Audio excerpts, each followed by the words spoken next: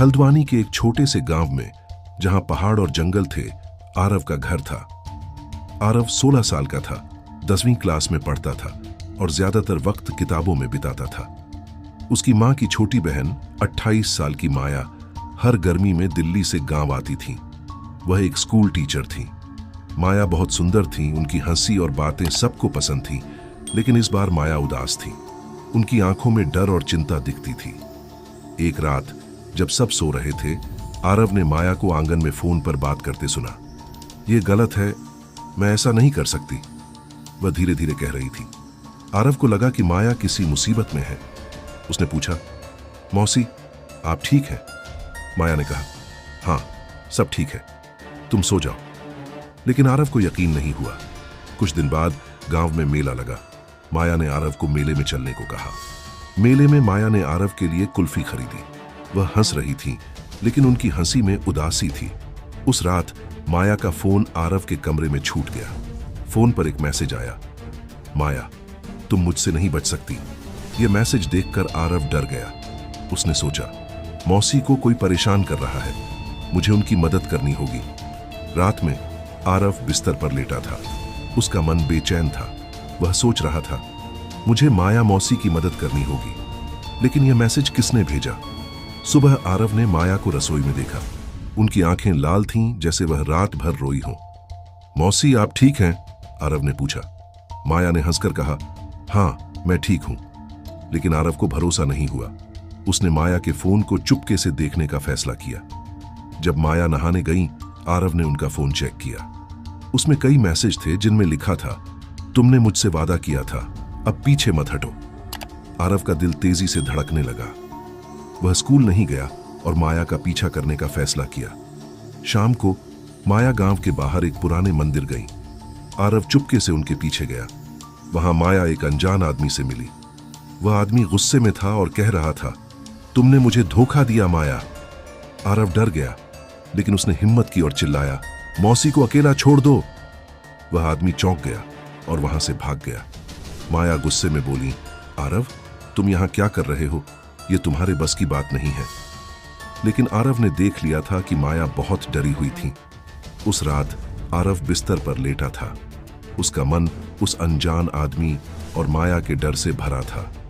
मुझे सच पता करना होगा, वह सोच रहा था। माया ने आरव को चेतावनी दी, इस मामले में मत पड़ो आरव, यह खतरनाक है। लेकिन आरव नहीं माना। वह माया के करीब आने की कोशिश करने लगा। एक दिन जब माया आंगन में अकेली थी, आरव ने पूछा, मौसी वह आदमी कौन था? आप डर क्यों रही थी? माया ने पहले टालने की कोशिश की, लेकिन फिर बोली, वह मेरा पुराना दोस्त रवि है, वह मुझे परेशान कर रहा है।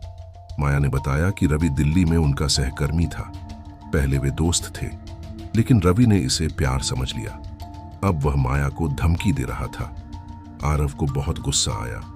वह माया की रक्षा करना चाहता था। एक रात जब माया सो रही थी, आरव ने उनके फोन से रवि को मैसेज किया, माया मौसी को परेशान मत करो वरना अच्छा नहीं होगा।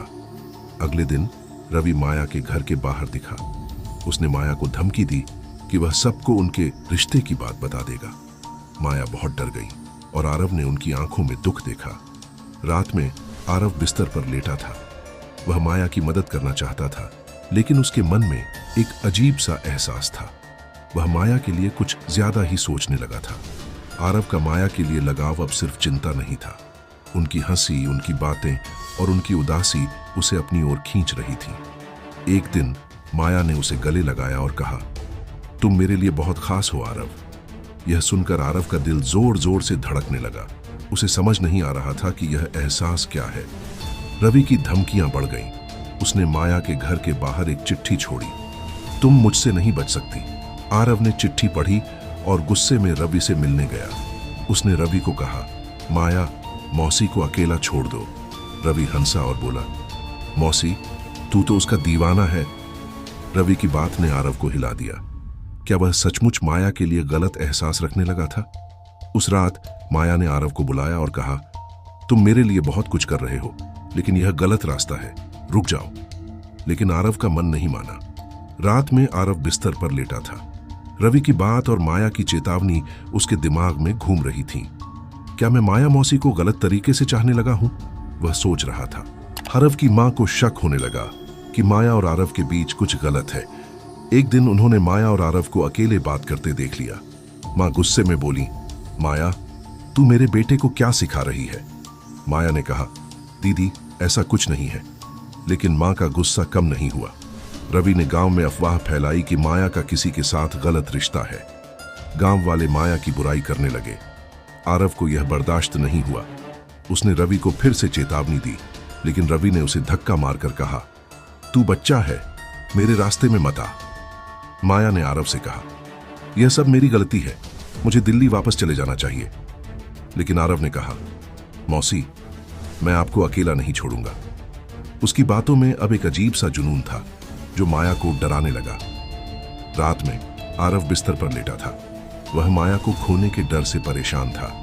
मैं उन्हें जाने नहीं दूंगा, वह सोच रहा था, लेकिन उसे नहीं पता था कि उसका यह जुनून क्या लाएगा। माया ने फैसला किया कि वह गांव छोड़ देगी, लेकिन उसने पहले आरव को सच बताया। रवि उसका पुराना दोस्त था जिसे वह दिल्ली में प्यार करती थी, लेकिन रवि हिंसक हो गया, इसलिए माया ने उसे छोड़ दिया। अब रवि उसे ब्लैकमेल कर रहा था। माया ने कहा, आरव, तुम मेरे लिए भाई जैसे हो, लेकिन तुम्हारा व्यवहार मुझे डरा रहा है। आरव को माया की बातों ने हिला दिया। उसे लगा कि वह गलत रास्ते पर है, लेकिन उसका दिल अब भी माया के लिए धड़क रहा था। उसने वादा किया कि वह रवि को रोकेगा। आरव ने रवि को गांव के बाहर बुलाया। वहां दोनों में झगड़ा हुआ। गुस्से में आरव ने रवि को धक्का दे दिया और रवि गिरकर बेहोश हो गया। डर के मारे आरव वहां से भाग गया। रात में आरव बिस्तर पर लेटा था। उसका मन डर और ग्लानि से भरा था। मैंने क्या कर दिया? वह सोच रहा था। क्या उसने रवि को मार डाला था? सुबह पता चला कि रवि जख्मी है, लेकिन जिंदा है। उसने पुलिस में शिकायत की कि आरव ने उस पर हमला किया। पुलिस आरव को ढूंढने लगी। माया ने आरव को छिपने को कहा, लेकिन आरव बोला, मैं नहीं भागूंगा मौसी, मैंने यह सब आपके लिए किया। माया ने कहा, आरव, हमारा रिश्ता खून का है, इसे प्यार नहीं कह सकते। लेकिन आरव का जुनून अब बेकाबू था। उसने कहा, मुझे कोई फर्क नहीं पड़ता कि दुनिया क्या कहेगी, मैं आपके बिना नहीं जी सकता। परिवार को माया और आरव की अफवाह सुनाई दी। मां ने माया को घर से निकाल दिया। माया ने गांव छोड़ने का फैसला किया, लेकिन आरव ने उसे रोक लिया। रात में आरव बिस्तर पर लेटा था। उसका मन पछतावे और प्यार के बीच जूझ रहा था।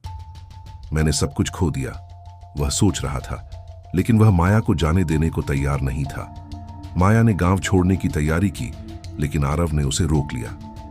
मौसी, मेरे साथ चलो, हम कहीं और नई जिंदगी शुरू करेंगे। माया हैरान थी। उन्होंने समझाने की कोशिश की, लेकिन आरव नहीं माना। दोनों गांव छोड़कर पास के शहर में एक छोटे से कमरे में छिप गए, लेकिन पुलिस और परिवार उनकी तलाश में थे। शहर में माया और आरव के बीच तनाव बढ़ने लगा। माया को लग रहा था कि वह गलत कर रही है, लेकिन आरव का जुनून बढ़ता जा रहा था। एक रात माया ने कहा, यह गलत है आरव, हमें वापस जाना होगा। लेकिन आरव गुस्से में बोला, आप मुझे छोड़कर नहीं जा सकती। रात में आरव बिस्तर पर लेटा था। उसका मन डर और प्यार के बीच फंस गया था। माया मेरी है, वह सोच रहा था, लेकिन उसे नहीं पता था कि उसका यह जुनून सब कुछ बर्बाद करने वाला था। पुलिस ने माया और आरव को ढूंढ लिया। परिवार ने माया को बुरा भला कहा और आरव को घर वापस लाया। मां ने आरव को थप्पड़ मारा और कहा, तूने हमारी इज्जत मिट्टी में मिला दी। माया ने परिवार से माफी मांगी और कहा कि यह सब उसकी गलती थी, लेकिन गांव वालों ने माया को बुरा कहना शुरू कर दिया। आरव को यह बर्दाश्त नहीं हुआ। उसने माया को बचाने का फैसला किया। एक रात वह माया के पास गया और बोला, मौसी, मेरे साथ चलो, हम दुनिया से दूर चले जाएंगे। माया ने मना किया, लेकिन आरव का जुनून अब खतरनाक हो गया था। रात में आरव बिस्तर पर लेटा था। उसका मन माया को बचाने की योजना बना रहा था। मैं उन्हें इस दुनिया से दूर ले जाऊंगा, वह सोच रहा था, लेकिन उसे नहीं पता था कि उसका यह फैसला क्या लाएगा। आरव और माया एक सुनसान पहाड़ी पर मिले। माया ने कहा, आरव, यह रिश्ता गलत है, हमें इसे खत्म करना होगा। लेकिन आरव नहीं माना। उसने माया का हाथ पकड़ा और बोला, मैं आपके बिना नहीं जी सकता। तभी पुलिस की गाड़ियां पास आईं। माया ने कहा, मैंने फैसला कर लिया, वह खाई की तरफ बढ़ी। आरव चिल्लाया लेकिन माया गायब हो गई। बाद में पता चला कि माया जिंदा थी। उसने नाटक किया था ताकि आरव को सजा से बचाया जा सके। माया दिल्ली चली गई और आरव को सुधार गृह भेज दिया गया, लेकिन उसका दिल अब भी माया के लिए धड़कता था। सुधार गृह में आरव बिस्तर पर लेटा था। माया की आखिरी बातें उसके कानों में गूंज रही थी। क्या मैंने उन्हें खो दिया? वह सोच रहा था, लेकिन उसे लगता था कि माया एक दिन लौटेगी।